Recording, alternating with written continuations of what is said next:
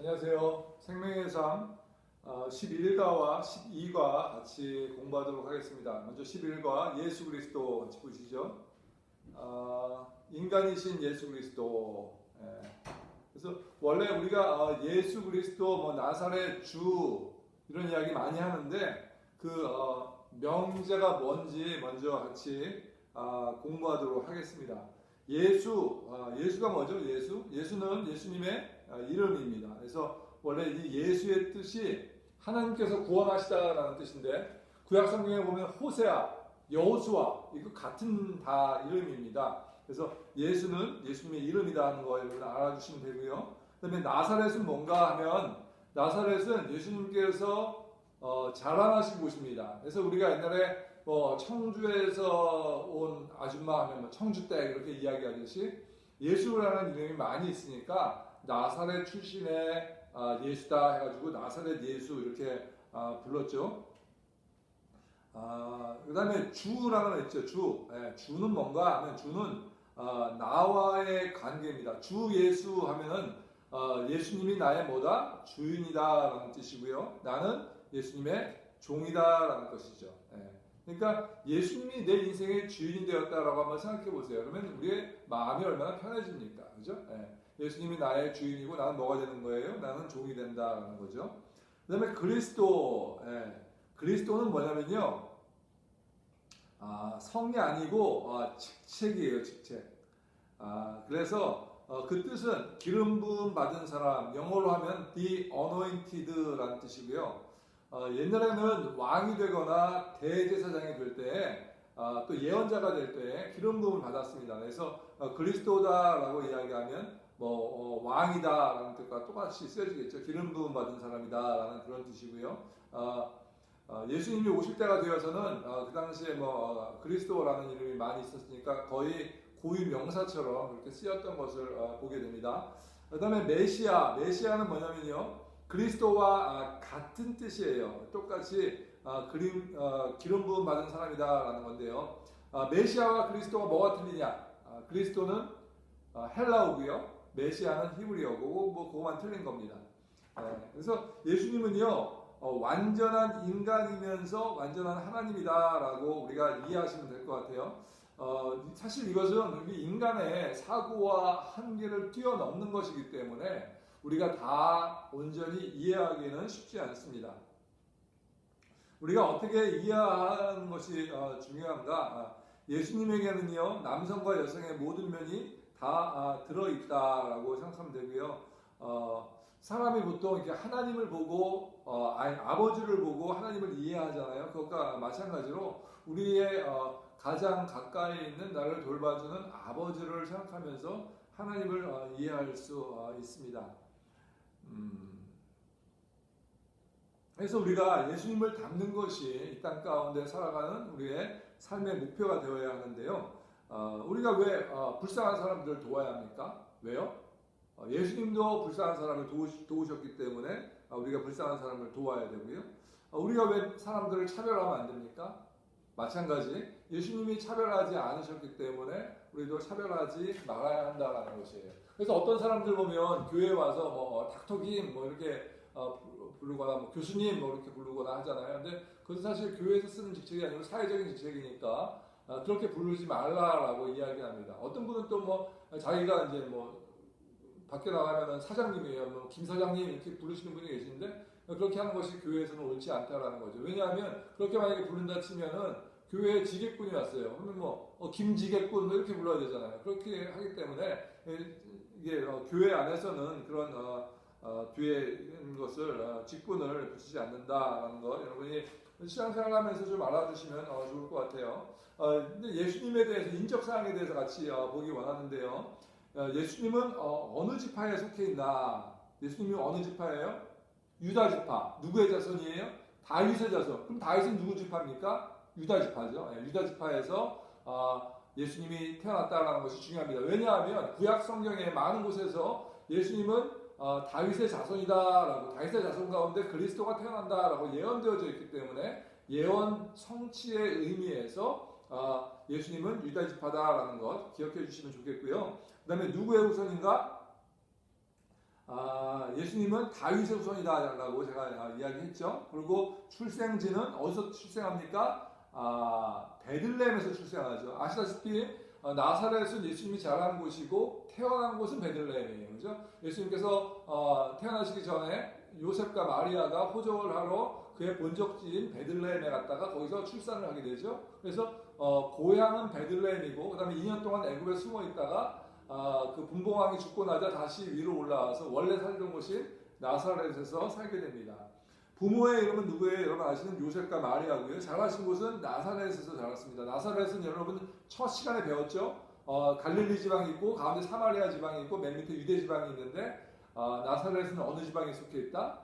갈릴리 지방에 속해 있는 그런 곳이다라고 아시면 되겠고요. 직업은 뭡니까? 목수다라는 거죠. 한 가지 제가 빼먹은 게 예수님께서 베들레헴에 태어나실 것이다라는 것이 미가서 말씀 가운데 예언되어져 있습니다. 몇 년 동안 사역하셨습니까? 직업은 목수고요. 전도를 시작하신 나이가 나이 30에 시작하셨고 3년 동안 사역을 하셨습니다. 그리고 돌아가신 장소는 어디서 돌아가셨어요? 갈보리? 아니면 골고다? 어디서 돌아가셨습니까? 네, 골고다, 갈보리가 똑같은 뜻이에요. 근데 골고다는 히브리어, 갈보리는 그리스어, 헬라어 그렇게 여러분 아시면 되겠고요. 그리고 부활 후 며칠 동안 모이셨습니까? 40일 동안 제자들에게 모이셨다라는 것. 또 마지막 승천하신 장소가 어디입니까? 승천하신 장소는요 감람산. 저희 성경에는 올리브산이라고 되어 있는데요. 감람나무가 많이 있는 그런 곳이에요.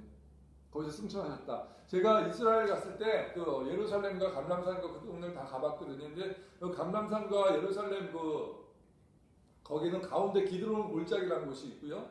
직선 거리는 약 3-4km뿐이 안 될 것 같아요. 굉장히 가깝습니다. 이게 언덕이 있고 밑에 골짜기가 있고 또 언덕이 있어서 언덕에서 언덕이 이렇게 보이는 그 정도 가까운 거리에 있습니다. 그 정도 알아두시면 될 것 같고요. 마지막 세 번째는요. 하나님이신 예수 그리스도입니다. 하나님이신 예수 그리스도. 네. 요한복음 1장 1절 말씀 같이 한번 읽어볼까요? 찾아보세요. 요한복음 1장 1절.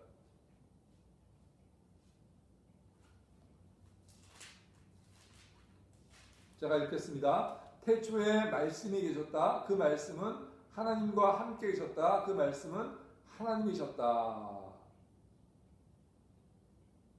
네, 여기서 말씀이 갖는 이미지를 한번 생각해 보십시오.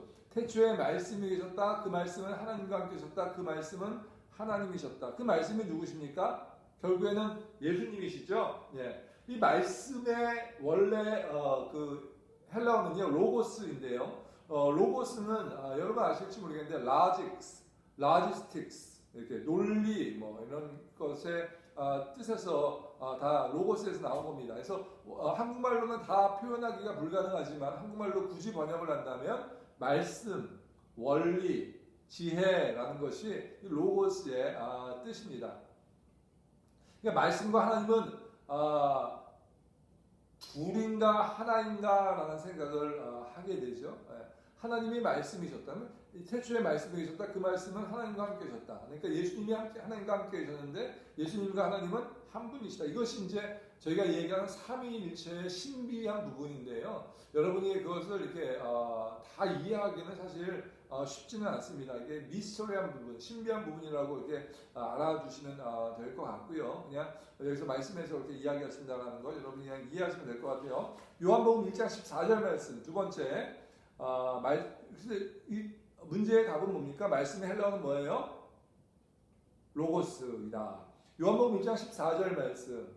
그 말씀은 육신이 되어 우리 가운데 사셨다. 우리는 그의 영광을 보았다. 그것은 아버지께서 주신 외아들의 영광이었다. 그는 은혜와 진리가 충만하였다. 말씀이 사람이 되신 분은 누구세요? 예수시죠. 예. 예수님이 말씀이 육신이 되어 우리 가운데 거하셨다라고 이야기하고 그분은 예수님이시다라는 겁니다. 그렇다면 말씀이 육신이 되셨다라는 의미가 무엇일까? 하나님이 어떠한 분인지를 그가 우리에게 살아있는 육신의 몸으로 보이셨다라고 이해하시면 될 것 같아요. 베드로전서 2장 24절 말씀이 사람이 되신 분은 예수님이시다 이렇게 쓰시면 되고요. 베드로전서 2장 24절 같이 보시죠.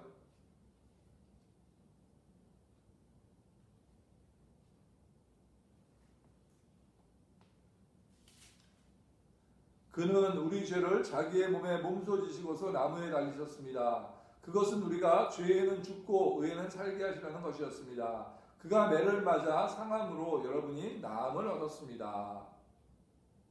여러분, 그가 누구입니까? 예수님이시죠. 예수님이 나무에 달리셨다 했는데 나무가 뭡니까? 십자가시죠. 이것은 이사야 말씀 가운데 다 예언되어져 있는 말씀이에요. 그런데 말씀 가운데 그렇게 하신 이유가 무엇인가? 죄에는 죽고 의에는 살게 하려고 그렇게 하셨다라는 겁니다. 다시 이야기하면 우리가 죄 안 짓고 의롭게 살게 해주신 분이 누구세요? 예수님이시다라는 겁니다. 우리가 그냥 생각할 때 예수 믿는 삶이 무엇인가 생각하면 뭐 죄 짓고 또 회개하고 죄 짓고 회개하고 이거 반복되는 게 예수 믿는 삶이다라고 우리가 이해할 수 있는데 그렇지 않습니다. 우리가 죄 가운데 있긴 하지만 죄 짓다가 가끔마다 선한 일을 하는 것이 아니고요. 예수 믿는 사람들은 의롭게 살다가 가끔 넘어지는 것이에요. 이것은 완전히 틀립니다, 여러분. 기대치가 틀려요. 늘 죄 짓다가 의롭게 한번 사는 것과 늘 의롭게 살다가 죄 어쩌다 짓는 것과 틀리죠, 여러분. 그런데 왜 이것이 잘 안 되는가라는 것을 한번 생각해 보세요. 전통에 묶여서 그렇습니다. 습관에 묶여서 그래요. 옛날에 태국에 가면은 그 벌목할 때 큰 코끼리를 이렇게 사용해서 나무를 이렇게 나른다고 합니다. 코끼리가 크니까 나무를 나를 수 있죠. 근데 그 집채만한 코끼리를 어떻게 이렇게 다룹니까? 힘이 센데도 어떻게 우리를 만들고 거기 가둬둡니까? 근데 그렇게 하는 방법이 있대요. 왜냐면 코끼리가 어려서 왔을 때 그 발을 밧줄로 묶어가지고 나무 기둥에 이렇게 묶어놓는답니다. 그러면 아기 코끼리니까 힘이 없어서 멀리 가려고 하다가 그 밧줄에 팅 하고 이렇게 쬐면은 더 이상 못 나간다는 거예요. 그래가지고 얘가 성장을 한대요. 나중에는 집채만한 코끼리가 되어서 이제는 발로 틱 치면 그 기둥 뿌리가 뽑힐 수 있는데도 불구하고 전통에 묶여서 내가 어렸을 때 뽑아내려고 애써봤는데 안 돼라는 그러한 전통에 묶여서 뽑으려고 하지도 않고 움직이지도 않으려고 한다는 겁니다. 마찬가지 우리가요 믿지 않던 삶에 너무 익숙해져 있기 때문에 믿은 다음에는 충분히 그렇게 살 수 있음에도 불구하고 그렇게 살지 못한다라는 거예요. 여러분 예수 믿고 나면 기도에 응답이 오는 것을 믿으십니까? 근데 우리가 그런 우리 경우에 우리 같이 있으면서 그런 경우가 있는 것 같아요. 기도해서 이렇게 된 건가? 아닌가? 막 그렇게 생각해요. 분명히 기도해서 된 건데 하나님께서 그렇게 이루셨는데 그러면 안 된다라는 겁니다. 여러분 하나님께서요 속상해하세요. 기도해서 이루어진 거는 믿으시기 바랍니다. 네 번째 로마서 8장 34절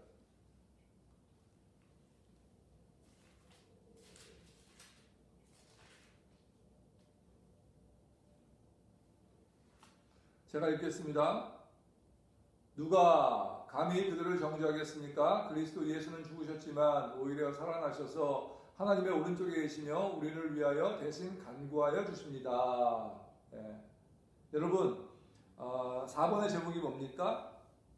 3번, C번부터 할까요? 베드로전서 2장 24절 나무에 달리신 이유는 죄의 권세에서 벗어나게 하기 위함이다. D 로마서 8장 34절 예수님은 우리를 위해서 하나님의 우편에서 뭐 하신다? 간구하신다라는 거예요. 여러분 미국에 사는 사람들에게 이 백이 잘 안 통하잖아요. 근데 한국에서는 뭐 지금은 그렇지 않지만 옛날에는요 백이 엄청 잘 통했습니다. 교통경찰한테 걸려도요 돈 이렇게 쓱 집어주면은 다 그냥 보내줬어요. 저희 아버님이 옛날에 그 남양주 세무서에서 그 세무서에 계셨었는데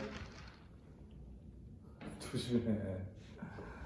세무서에 계셨었는데 저희 아버님이 남양주 세무서에 계셨었는데 그때 제가 거기에 있는 천마산 스키장에 놀러 갔었어요. 근데 호텔이 하나도 없다는 거예요. 그래서 저희 아버님한테 전화했죠. 아버님, 제가 친구들하고 스키장에 갔는데 호텔방이 없대요. 그러니까 아버님이 잠깐만 기다리라고. 근데 전화 한 통 하시더니 금방 호텔 지배인이 뛰어내려오더니 여기 호텔방이 있다고 얘기해서 거기서 재밌게 놀다 왔습니다. 뭐 좋은 건 아니에요, 그죠? 백을 써서 낙하산으로 몰래 들어갔다, 뭐 그런 건데 어쨌거나 백이 있는 것은 좋은 거예요, 그죠? 편한 겁니다. 마찬가지로 우리는 누구 백이 있어요?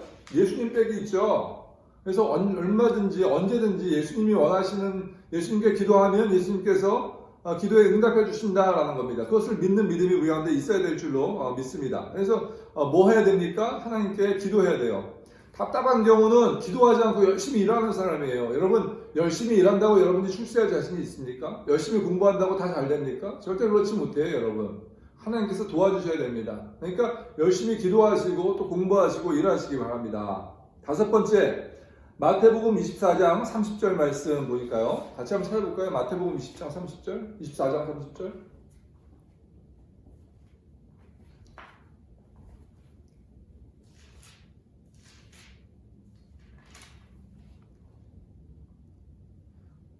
그때 인자가 올 징조가 하늘에서 나타날 터인데 그때에는 땅에 있는 모든 민족이 가슴을 치며 인자가 큰 권능과 영광에 쌓여 하늘 구름을 타고 오는 것을 보게 될 것이다.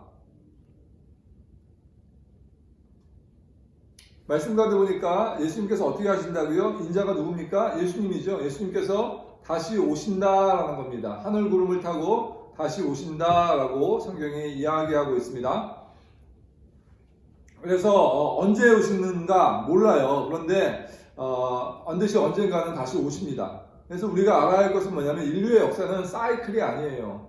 불교에서는 윤회설을 믿죠. 그래서 다 계속해서 돌아갑니다. 사람이 죽고 죽어서 짐승으로 태어나고 짐승이 다시 사람으로 태어나고 뭐 이렇게 믿는 것이 불교인데 그렇지 않습니다. 여러분 성경에는요. 성경의 시작이 있고 세상의 시작이 있고 세상의 끝이 있다라고 이야기합니다. 세상의 처음은 언제예요? 하나님께서 천지를 창조하실 때가 세상의 처음이고 세상의 마지막은 언제입니까? 예수님께서 이 땅 가운데 다시 재림하실 때가 세상의 마지막이다라는 겁니다. 그래서 문제의 답은 뭐냐면 예수님은 약속대로 반드시 다시 뭐한다? 오신다라는 것입니다. 그래서 예수님께서 반드시 다시 오신다라는 것을 여러분 꼭 마음 가운데 믿으시기 바랍니다. 그래서 첫 번째 오셔서는요. 예수님께서 처음 오시고 그 다음에 두 번째 오시는데 처음에 오셨을 때는 왜 오셨습니까? 십자가에 죽기 위해서 우리를 사랑하시고 사랑이 만족되게 하기 위해서 오셨고요. 두 번째 오실 때는 심판주로 오십니다.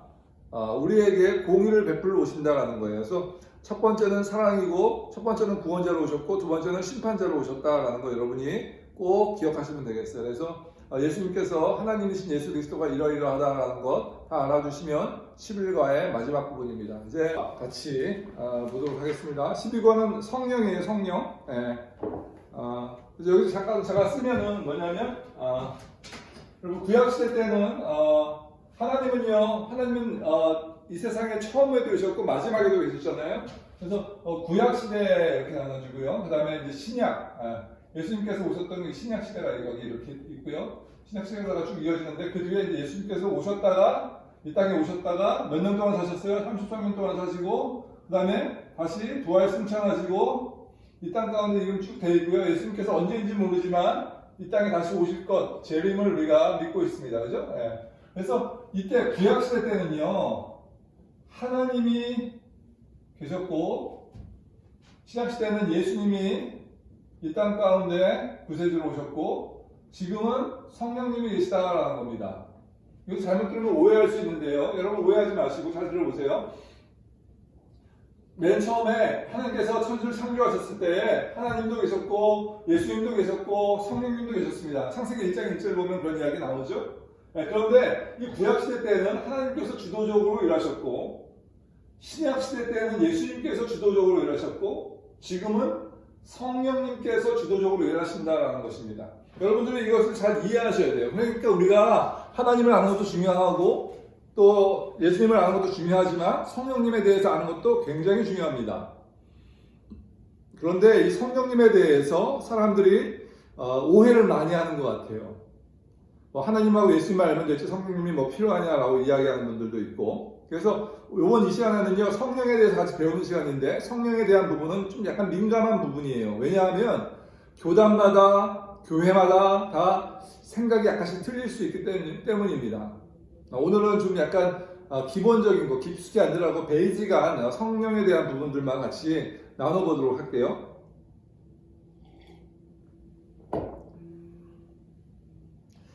이 성령에 대한 부분은요, 성령의 1파, first wave라고 하죠. 첫 번째 1파가 있고, 그 다음에 2파가 있고, 3파가 있습니다. 처음에 퍼스트 웨이브는 언제냐면 1900년도경에 성경을 보고 이해하는 대로 기도하다가 방언이 터졌습니다. LA 가면은 아주사 스트리트라는 데가 있는데 거기 동네에서 부흥회를 3박 4일인가 이렇게 하게 되었는데 그 가운데 부흥이 일어나서 그 부흥회가 몇 년 동안이 계속되어진 그런 사건이 있었습니다. 그래서 이 당시에 사람들이 방언 못하면 구원 못 받는다라는 생각까지 이르게 되었고 또 그 오순절 교단이 이때 태동되어지게 됩니다.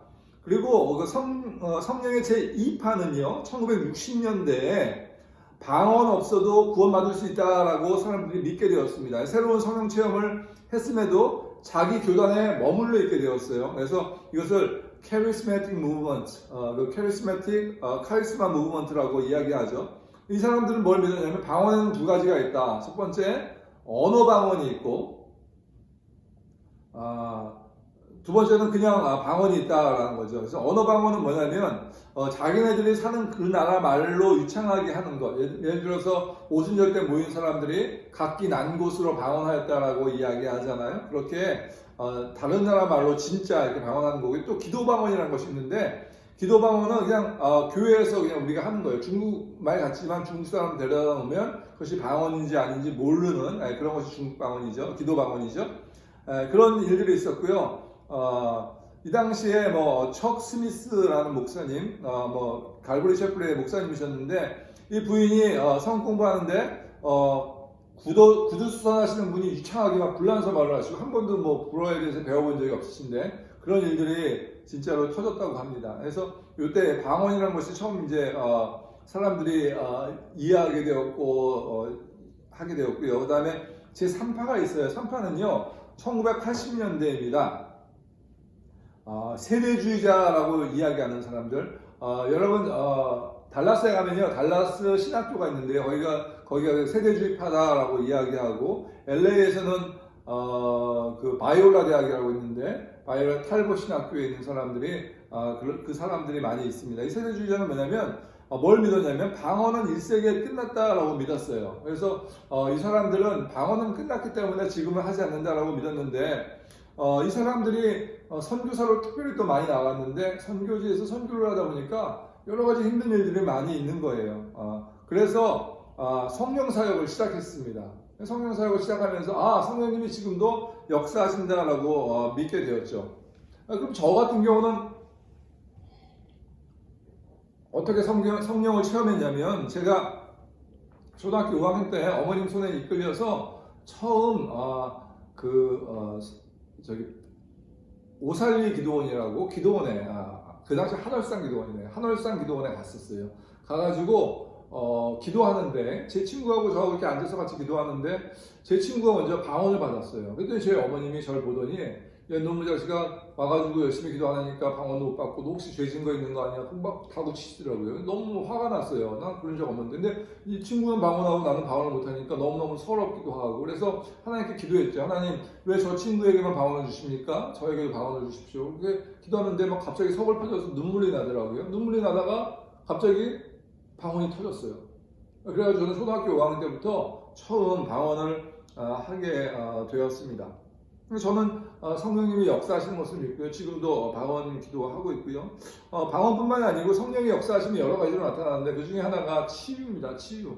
여러분 아프신 분들이 있으면 손을 얹고 기도하세요. 하나님께서 병든 자에게 손 얹고 기도할 때 낫는 역사를 허락하십니다. 여러분이 믿음이 있건 없건 여러분 마음가운데 죄악이 있건 없건 상관없이 혹시 주위에 아프신 분이 있으면 손을 얹고 기도하시면 좋겠어요.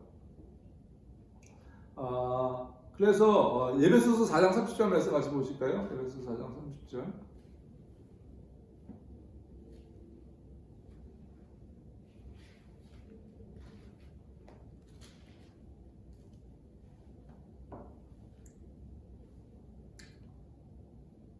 제가 읽겠습니다. 하나님의 성령을 슬프게 하지 마십시오. 여러분은 성령 안에서 구속의 날을 위하여 인치심을 받았습니다.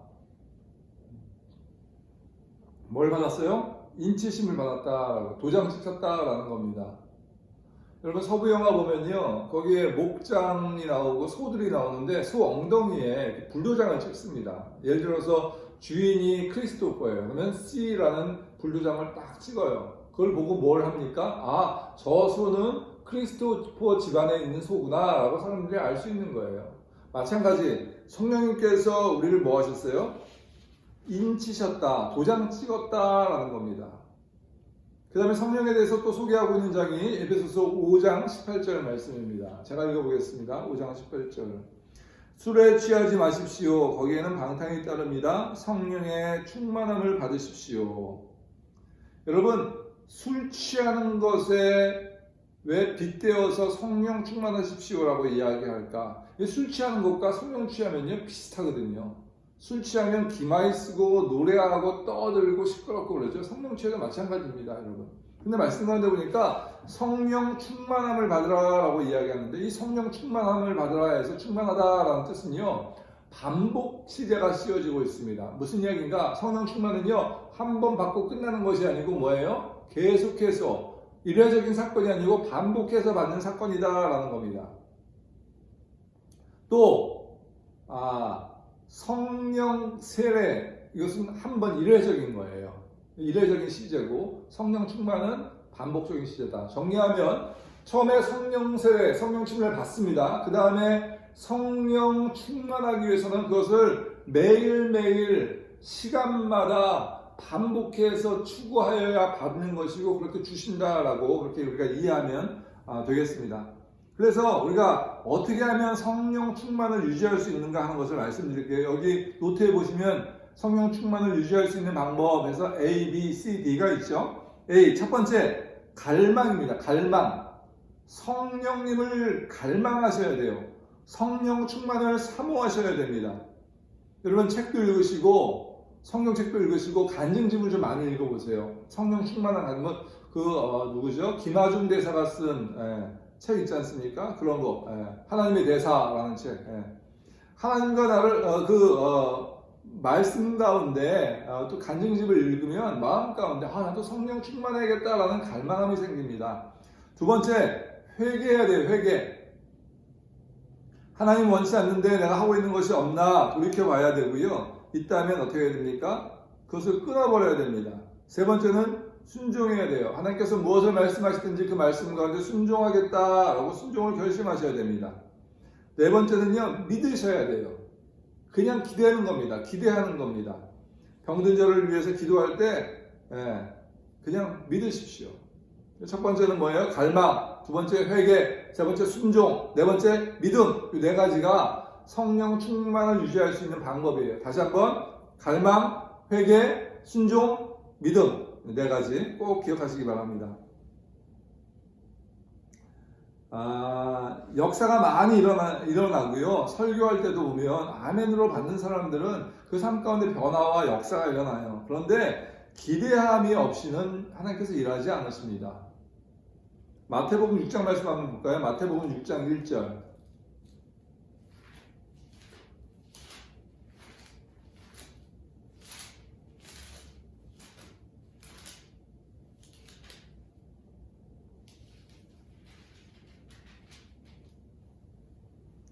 제가 읽겠습니다. 너희는 남에게 보이려고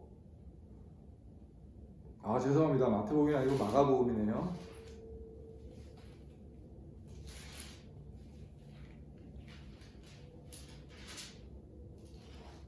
마가복음 6장 1절. 예수께서 거기를 떠나서 고향에 가시니 제자들도 따라갔다. 안식일이 되어서 예수께서 회당에서 가르치기 시작하셨다. 많은 사람이 듣고 놀라서 말하였다. 이 사람이 어디에서 이런 모든 것을 얻었을까? 이 사람에게 있는 지혜는 어떤 것일까? 그가 어떻게 그 손으로 이런 기적들을 일으킬까? 이 사람은 마리아의 아들 목수가 아닌가? 그는 야고보와 요셉과 유다와 시몬의 형이 아닌가? 또 그의 누이들은 모두 우리와 같이 여기에 살고 있지 않은가? 그러면서 그들은 예수를 달갑지 않게 여겼다. 여러분, 말씀 가운데 보니까 이 나사렛 지방, 예수님이 태어나신 건 아니죠. 예수님이 살던 이 지방 사람들이 예수님에 대해서 기대하는 마음이 없었다라는 거예요. 그래서 하나님께서 어떻게 하셨냐? 4절 말씀. 그래서 예수께서 그들에게 말씀하셨다. 예언자는 자기 고향과 자기 친척과 자기 집 밖에서는 존경을 받지 않는 법이 없다.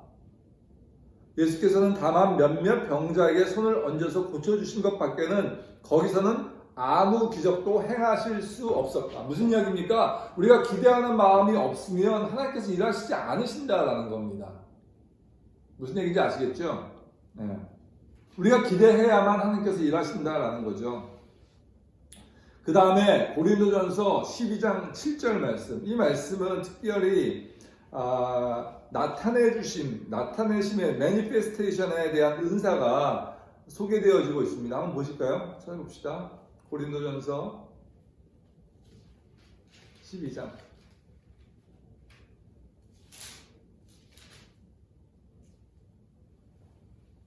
제가 읽어볼게요. 은사는 여러 가지지만 그것을 주시는 분은 같은 성령이십니다. 섬기는 일은 여러 가지지만 섬김을 받으시는 분은 같은 주님이십니다. 일의 성과는 여러 가지지만 모든 사람에게서 모든 일을 하시는 분은 같은 하나님이십니다. 각 사람에게 성령을 나타내 주시는 것은 공동 이익을 위한 것입니다. 하나님께서 성령을 나타내 주신 이유가 뭐예요? 무엇을 위해서? 공동 이익을 위해서. 그 다음에 성령, 나타내는 은사에 대한 종류가 나옵니다. 어떤 사람에게는 성령을 통하여 지혜의 말씀을 주시고 어떤 사람에게는 같은 성령을 따라 지식의 말씀을 주십니다. 어떤 사람에게는 같은 성령으로 믿음을 주시고 어떤 사람에게는 같은 성령으로 병 고치는 은사를 주십니다. 어떤 사람에게는 기적을 행하는 능력을 주시고 어떤 사람에게는 예언하는 은사를 주시고 어떤 사람에게는 영을 분별하는 은사를 주십니다. 어떤 사람에게는 여러 가지 방언을 말하는 은사를 주시고 어떤 사람에게는 그 방언을 통역하는 은사를 주십니다. 이 모든 일은 한 분이신 같은 성령이 하시며 그는 원하시는 대로 각 사람에게 은사를 나누어 주십니다.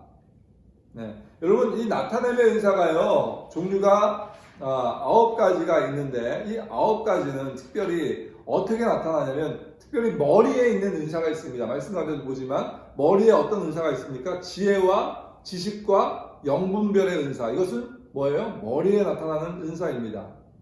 두 번째, 가슴과 손에 나타나는 은사가 있는데요. 그것은 믿음의 은사, 병 고치는 은사, 능력 행하는 은사. 거기다 쓰시면 되겠어요. 여러분 노트에 보면 그 내용이 있죠? 믿음의 은사, 병 고치는 은사, 능력 행하는 은사. 그 다음에 입에 임하는 은사가 있습니다. 그것은 예언의 은사, 방언의 은사, 통역의 은사. 다시 한번 정리해보면 머리에 지혜의 은사, 지식의 은사, 영분별의 은사, 가슴, 손에 믿음, 병 고침, 능력, 입에 예언, 방언, 통역. 이런 은사를 하나님께서 우리에게 나타내 주십니다. 왜 나타나십니까? 무엇을 위해서? 공동의 이익을 위해서. 공동이 뭘까요? 교회의 이익을 위해서 그런 것을 나타내 주신다는 겁니다.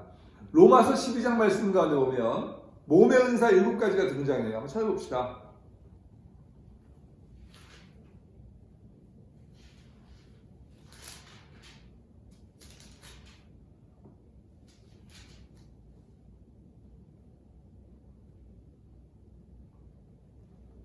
(12장) 4절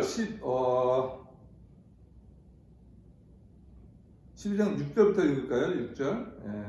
하나님께서 우리에게 주신 은혜를 따라서 우리는 저마다 다른 신령한 선물을 가지고 있습니다. 가령 그것이 예언이면 믿음의 정도에 맞게 예언할 것이요 섬기는 일이면 섬기는 일에 힘써야 합니다. 또 가르치는 사람이면 가르치는 일에, 권면하는 사람이면 권면하는 일에 힘쓸 것이요 나누어 주는 사람은 순수한 마음으로, 지도하는 사람은 열성으로, 자선을 베푸는 사람은 기쁜 마음으로 해야 합니다. 이 말씀 가운데 나오는 6가지 은사가 뭡니까? 예언, 섬김, 그죠? 그 다음에 가르침, 그 다음에 권면, 그 다음에 나누어줌, 그 다음에 뭐예요? 지도, 그 다음에 자선. 이런 7가지 몸의 은사를 주셨다는 겁니다. 우리가 각 지체인데 각 지체마다 그런 은사를 주셨다는 거예요. 마지막으로 에베소서 4장 말씀 가운데 보면 직임의 은사 4가지가 등장합니다.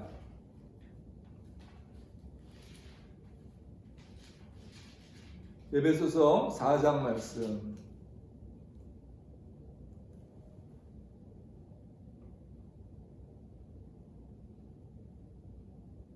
어디에 나와 있나요? 여기 나와 있네. 11절 그분이 어떤 사람은 사도로, 어떤 사람은 예언자로, 어떤 사람은 복음 전도자로, 또 어떤 사람은 목사와 교사로 삼으셨습니다. 하나님께서 우리에게 직임의 은사를 주셨다는 거예요.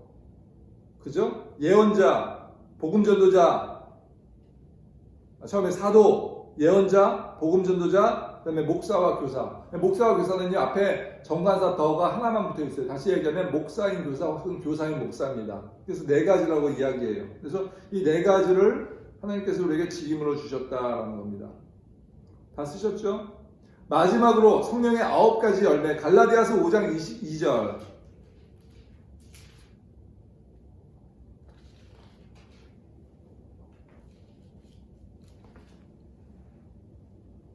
자, 읽어볼게요. 그러나 성령의 열매는 사랑과 기쁨과 화평과 인내와 친절과 선함과 신실과 온유와 절제입니다. 이런 것들을 막을 법이 없습니다. 여러분, 은사는요 남을 도우라고 주는 거고요. 그리고 열매는 그리스도의 성품이라고 보시면 됩니다. 우리가 은사를 갖고 있는데 이 은사를 통해서 그리스도의 성품이 우리 가운데 나타난다라는 것이에요. 예를 들어서 하나 볼까요? 5장 22절 가운데 보면 기쁨이 있어요. 여러분 성령의 열매로서 기쁨은 뭘까? 관계 속에서 해석해야 돼요. 혼자 기뻐하는 사람은요 미친 사람이죠. 관계 가운데 서로의 관계 가운데 기뻐하고 도와주고 행복해하고 하는 것들. 화평은 뭘까요? 혼자 마음의 도를 닦고 화평을 누리고 여기 화평이라고 나네요. 화평을 누리고 좋아한다. 그것도 좀 이상한 사람이죠. 도 닦는 거죠 그거는요. 서로의 관계 가운데 화평을 누리는 겁니다. 신실한 것, 서로 간의 약속을 지키는 거죠. 온유한 것, 온유도 마찬가지. 사람 간에 온유한 것. 누가 세상에서 가장 온유한 사람이 누굽니까? 예수님. 구약에서는 모세라고 이야기하죠. 이 사람들은요 절대 착한 사람이 아니에요. 여러분 온유한 사람은요 능력이 있어도 안 쓰는 거예요. 어떤 사람이 힘이 없어서 그냥 부실부실 되면은 그 겸손한 사람이 아닙니다. 힘이 없는 사람이지. 온유는요 능력이 있음에도 불구하고 그것을 쓰지 않는 사람이에요. 절제는 뭡니까? 안 해야 될 일은 안 하고 해야 할 일은 하고 하는 것이 절제입니다. 그래서 중요한 것은 뭐냐면 이 7가지 모든 열매들은 뭐뭐 속에서 나타난다. 뭘까요? 관계 속에서 나타난다라는 겁니다. 관계 가운데 이런 것이 나타나요. 저희가 만약에 다음 주에 이 모임을 할 수 있다면 성령 체험을 할 수 있는데요. 지금 다음 주에도 이렇게 모일 수 있을지 잘 모르겠어요. 그래서 저희가 성령 체험을 몇 주간 미뤄서요. 하지만 이번 학기가 끝나기 전에는 반드시 한번 할 겁니다. 그래서 우리가 성령을 체험하는 시간을 가질 텐데 그것은 다음번에 모일 때 성령 체험하기 전주에 제가 다시 한번 리마인드 해드리기로 하고요. 코로나 바이러스 때문에 많은 분들이 힘들어하고 또 교회에 많이 못 오기도 하고 그런데 여러분들 두려워하지 마시고요. 코로나 바이러스가 우리 주위에 있지만 힘내서 잘 극복하고 이겨나가고 이 기회에 더 열심히 하나님께 기도하고 말씀으로 나아가시는 사랑하는 다리없는 교회 생명의 삶 여러분들 되어주시길 간절히 원합니다. 우리 화이팅 합시다. 화이팅!